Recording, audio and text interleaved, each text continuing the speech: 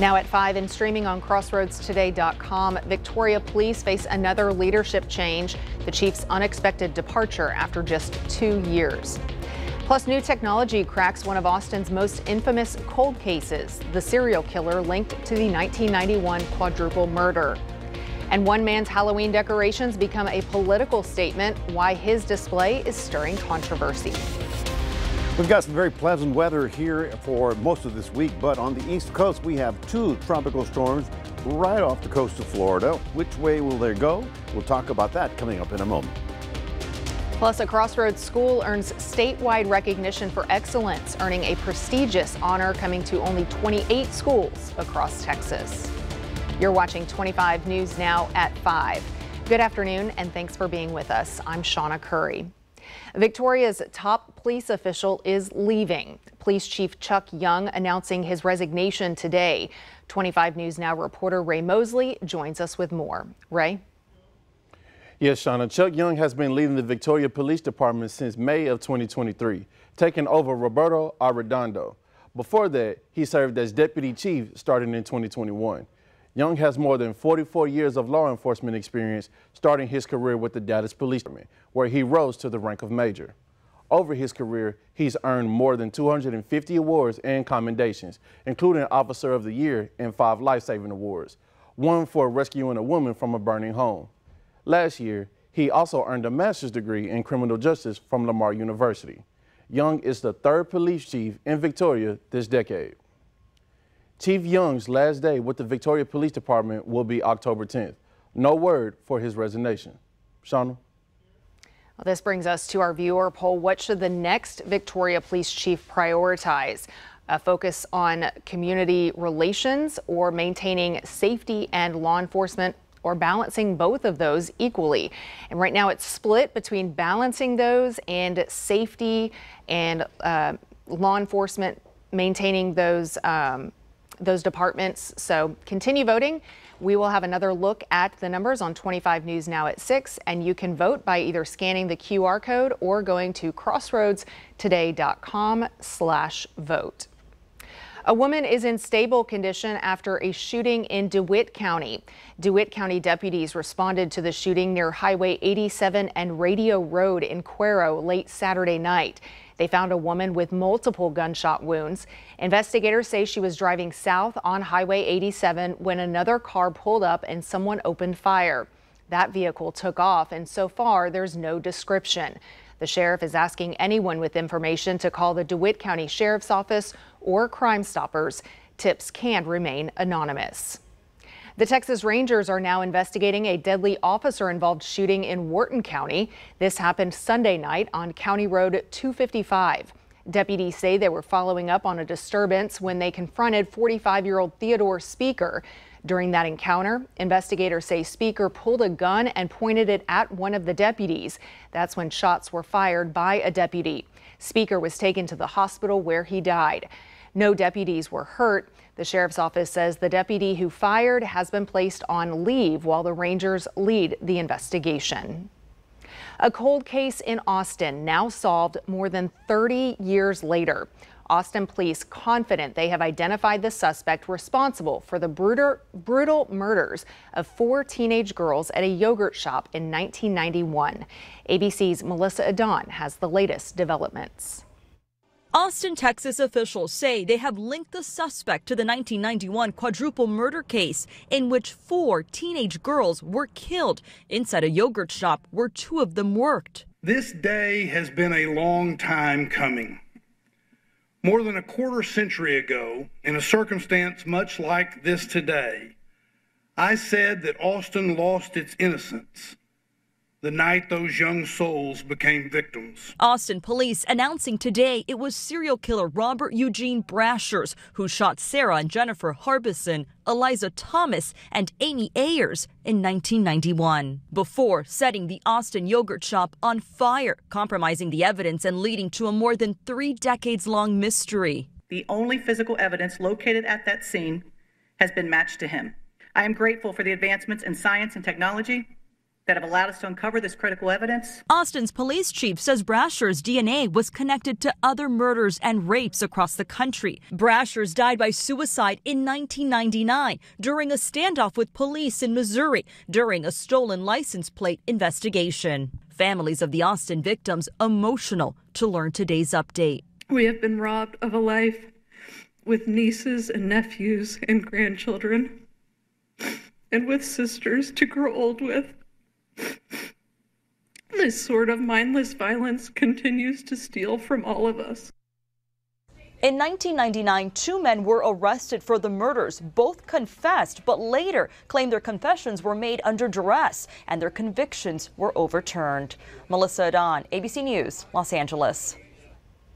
We're keeping an eye on the tropics. Let's go to Chief Meteorologist Mac Perez for a first look at whether or not this is going to affect us here in the Crossroads. Mac. Thank you very much. Well, you know, it's still tropical storm season officially. I always say by October 1st, it's pretty much gone for us because frontal system starts to move. Well, fortunately, a frontal system is going to help out in this situation. We've got Humberto out here, but that one's going out to sea. And now we have Imelda that grew up over the weekend. You can see right there. It's produced very heavy rains and tropical storm conditions for the Bahamas. Florida has been mostly spared. And then the forecast is for Imelda to just make a sharp turn and go away. So although they're getting some rain in the Carolinas, effects of the system, hopefully not a direct hit because they just had one last year. We'll have more on your weather for the rest of the week coming up in just a moment. Back to you, Shauna. Anti-DEI crusader Sid Miller urges UT to enroll a student, emphasizing her race and socioeconomic status. To read this full Texas Tribune article, come to crossroadstoday.com.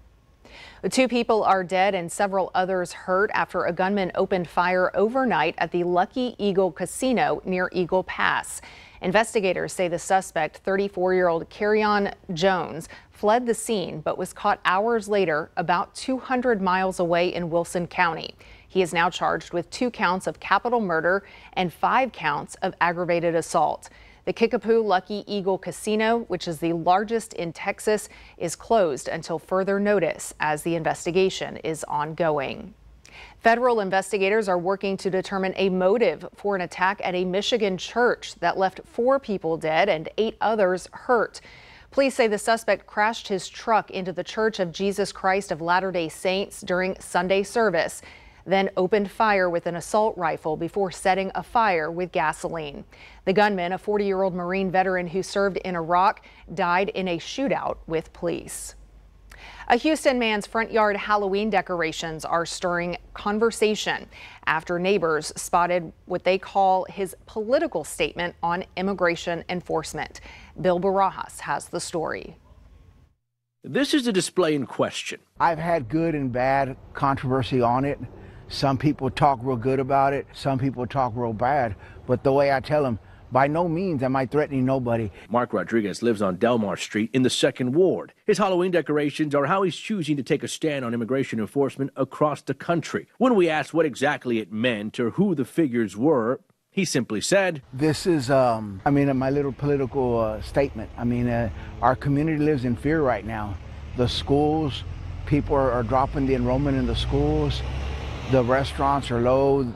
The community, everybody's scared right now. I like practicing our First Amendment rights.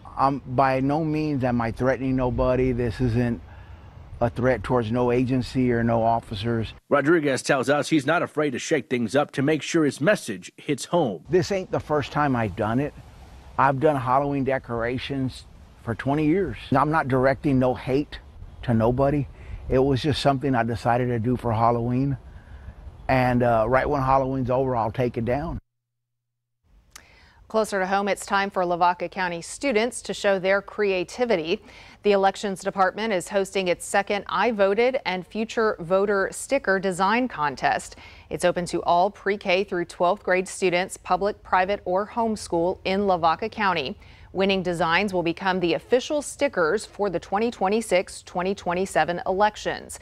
Judges will pick winners based on theme, originality, and artistry, and the designs must be nonpartisan. A lot, because that means that they're learning about voting. They know that eventually they'll get to come see us here one day voting as soon as they turn 18. But we want to make sure that they understand what the process is and the fact that it involves the students. The deadline to submit entries is 5 p.m. on October 31st. Winners will be announced at the November 10th Commissioners Court meeting.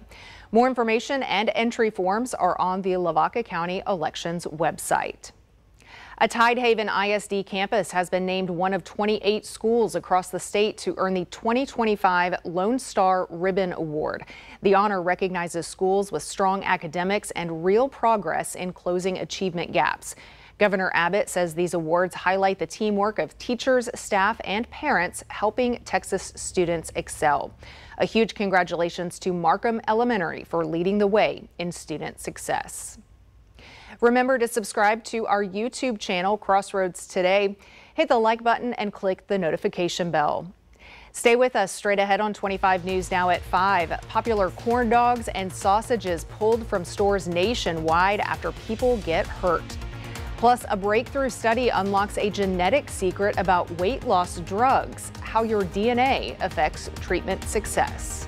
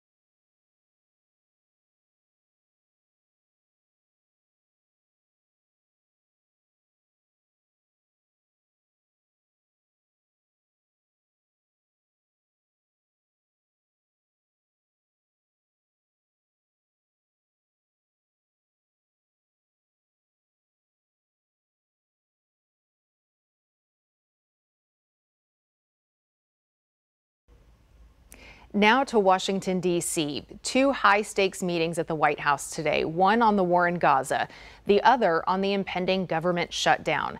ABC's Olivia Rubin is in Washington, D.C. with more. Today, a high-stakes meeting at the White House as the clock ticks down to a government shutdown, now less than 48 hours away. If it has to shut down, it'll have to shut down. For the first time ever, President Trump meeting with the top 4 congressional leaders, but neither side indicating they're willing to budge. We're heading into the meeting to have a good faith negotiation about landing the plane in a way that avoids a government shutdown but does not continue the Republican assault on the health care of the American people. At the center of the issue, health care. Democrats want Republicans to roll back cuts made earlier this year to programs like Medicaid. But Republicans defending the cuts, saying, our message and what we want out of this is very simple. The president wants to keep the government open. He wants to keep the government funded. There is zero good reason for Democrats to vote against this clean, continuing resolution. Republicans control every branch of government, but they do need some Democrats in order to pass this bill. It all comes as Trump continues to try to end the war in Gaza. Israeli Prime Minister Benjamin Netanyahu at the White House today. President Trump, are you confident, sir, there'll be peace in Gaza anytime soon? The White House now releasing a 20-point plan to end the war in Gaza. It includes the redevelopment of that area, as well as the release of all hostages, which would trigger more aid being let into the region. Trump saying Netanyahu has agreed to those terms. No indication yet if Hamas will too. Olivia Rubin, ABC News, Washington. The Trump administration's latest tariff threat is aimed at Hollywood. On social media, President Trump said he plans to impose a 100% tariff on movies made outside the U.S. There's no timeline or details yet, and it would mark the first time he has targeted a service instead of goods. Trump argues other countries lure filmmakers away with tax breaks, hurting the U.S., especially California. But at least one industry analyst says a tariff like this would be nearly impossible to enforce. Hillshire Brands is recalling nearly 58 million pounds of corn dogs and sausage on a stick products after reports of wood pieces in the batter. At least 5 people have been hurt. More than 25 products are affected, including popular brands like State Fair and Jimmy Dean, sold at retailers like Walmart, Meijer, and Target, and even shipped to some schools and military facilities. The recalled items have EST 582 or P894 on the label. For the full list, head to fsis.usda.gov. The use of popular GLP-1 weight loss drugs keeps climbing. About 1 in 8 U.S. adults say they have tried them, according to a KFF poll. Results vary, and new research suggests biology may play a big role in how much weight someone actually loses. In today's Health Minute, Mandy Gaither talks with the lead researcher about what this could mean for treating obesity. They've become an important weapon in the battle against obesity. GLP-1 medications can lead to significant weight loss, but how much you'll lose on them varies from person to person. There are lots of different root causes that can lead someone to have obesity. And anytime you have something like that, where you have multiple causes that can lead to something, there's never going to be a single medication that's going to work well for everyone. Daniel Rotroff with Cleveland Clinic is one of the lead researchers of a study that looked at whether genetics has a hand in weight loss on these drugs. They keyed in on a gene called neurobeachin. It's a protein in the part of the brain that regulates how full or hungry you feel. While everyone has this gene, he says variations in it may affect how well the gene works. And we found that some of the variation was associated with increased weight loss and some of it was associated with decreased weight loss. Rotroff says evaluating this gene alone may not be accurate enough to make the decision on whether a person should or should not take GLP-1 drugs for weight loss, but he says it could be an important step toward making a treatment plan personalized for each patient. You know, with this gene score combined with other factors, lifestyle, sex, ancestry, other genes, maybe we could develop a truly accurate test for GLP-1. For Health Minute, I'm Mandy Gaither. Rotroff says he wants to dive deeper into researching what drives obesity for an individual person and ways to identify what treatments are most likely to work for that patient. Well, severe weather is threatening both Bermuda and the U.S. Tropical storm Imelda is gaining strength and could become a hurricane by Tuesday, bringing dangerous surf, rip currents, beach erosion, and flooding from Florida up through the Carolinas. At the same time, Hurricane Humberto is churning as a powerful Category 4 storm hundreds of miles away, adding to the threat. South Carolina's governor has already declared a state of emergency, and Charleston is beginning storm prep. We'll be talking about that East Coast storm threat, and we'll taking a look at our weather. But, you know, our weather's pretty nice. In fact, it's going to stay like this for most of this week. We've had relatively dry air around the area, so not even clouds out there. 90 is our current temperature. We managed to get up to 90 as a high temperature, and that's a little 2 degrees above our seasonal average. And so, yeah, it's warmer than normal.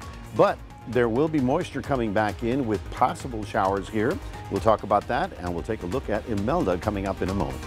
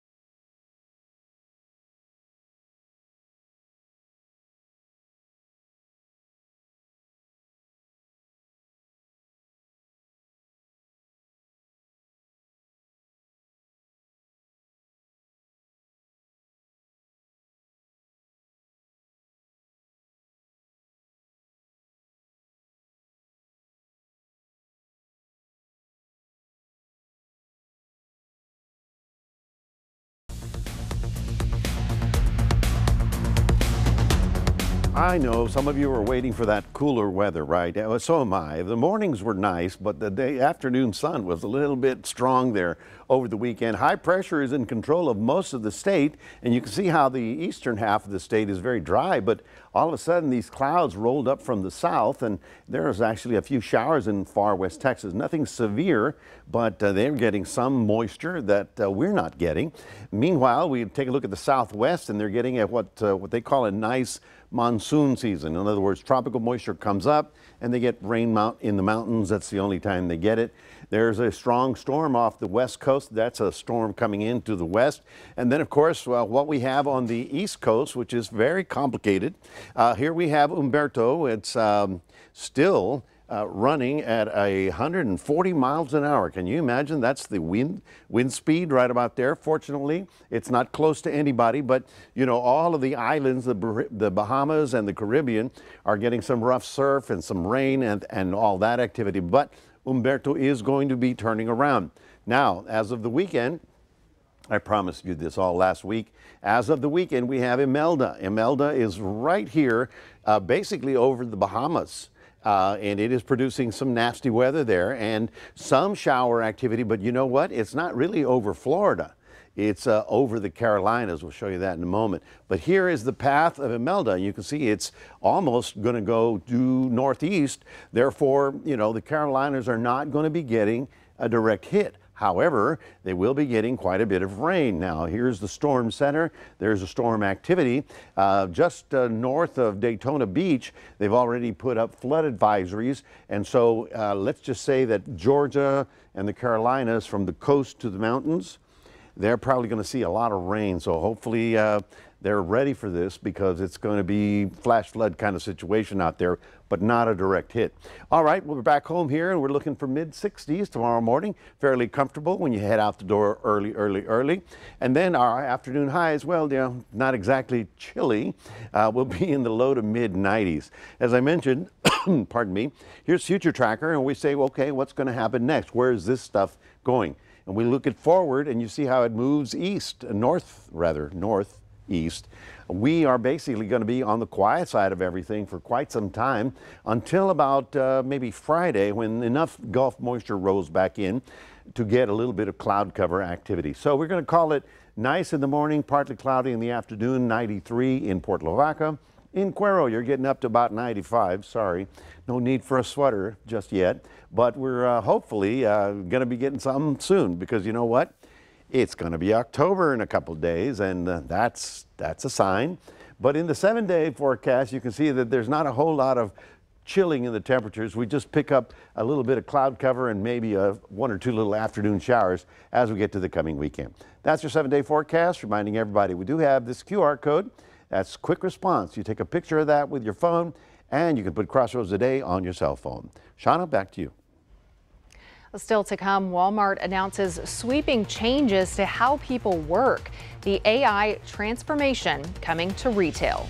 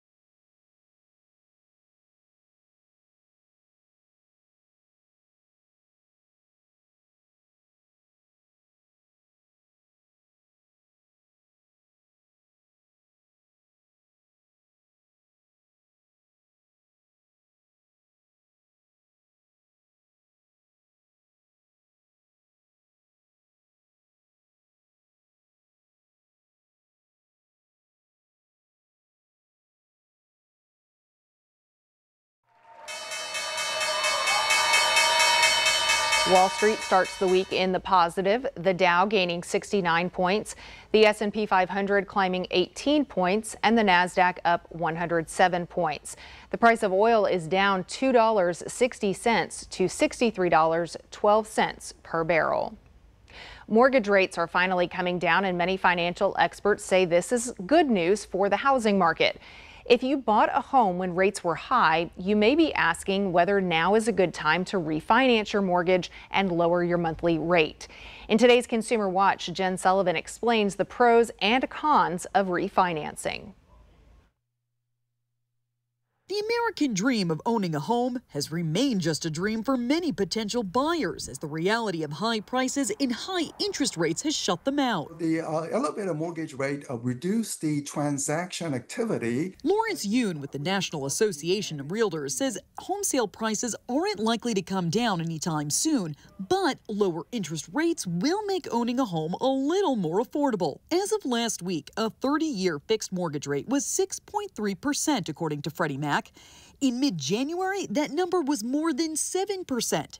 If you did buy a home when rates were much higher, is now a good time to refinance your mortgage and get a lower rate? The bigger spread that you can have between the rate you have now and the rate you'll get in the future, the faster that break-even point is going to arrive. Stephen Cates with Bankrate says refinancing your mortgage can be expensive. It typically costs between 2 to 6% of the new loan amount.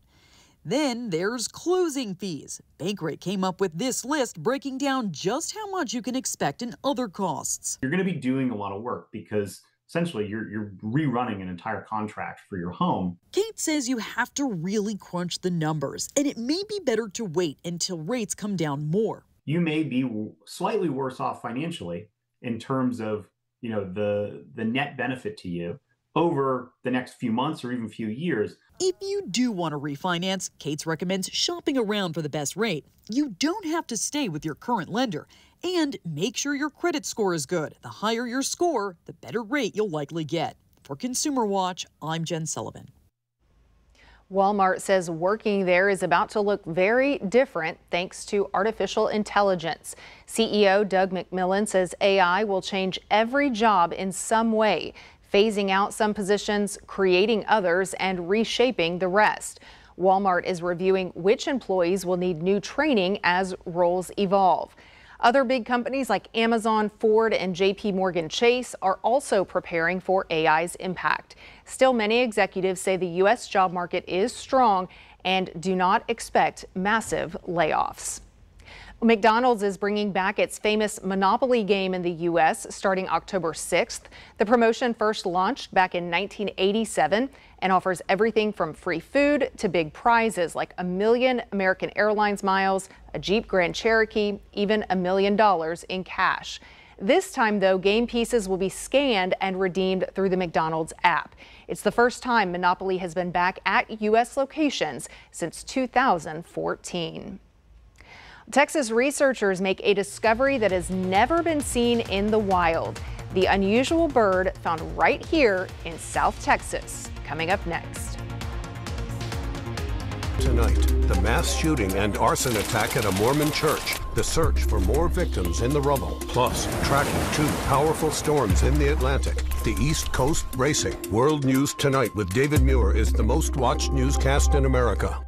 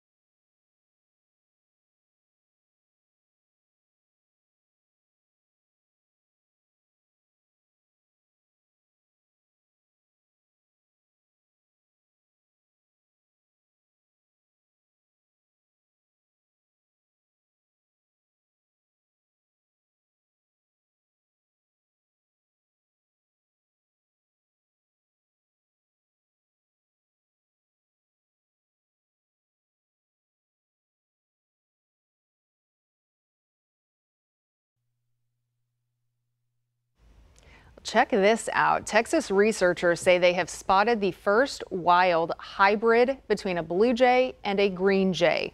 The unusual bird was found near San Antonio in 2023, showing traits of both blue feathers like a blue jay, but the markings and calls of a green jay. Genetic testing confirmed it came from a male blue jay and a female green jay. Scientists think climate change is pushing the species' ranges together, creating what they're calling a biological curveball. And what do they call this new bird? A grue jay. A grue, green and we blue. Like bleen jay too, but yeah, they're calling it a grue. Grue, blue and green jay. Grue jay. You got a new one. Found in San Antonio. How about that? If you see something unusual in your yard, you know, in your backyard that doesn't really match either one, it could be. As our environment warms up, a lot of tropical birds eventually are going to drift up into our area that we're going to be watching. I guess it's great for birders, but you know, we're going, okay, what kind of bird is that? Yeah. Well, folks, we got some lovely weather continuing on the dry side through Thursday. By Friday, we pick up just enough moisture to maybe pop 1 or 2 little showers. You'll see a lot more cloud cover around here beginning on Thursday.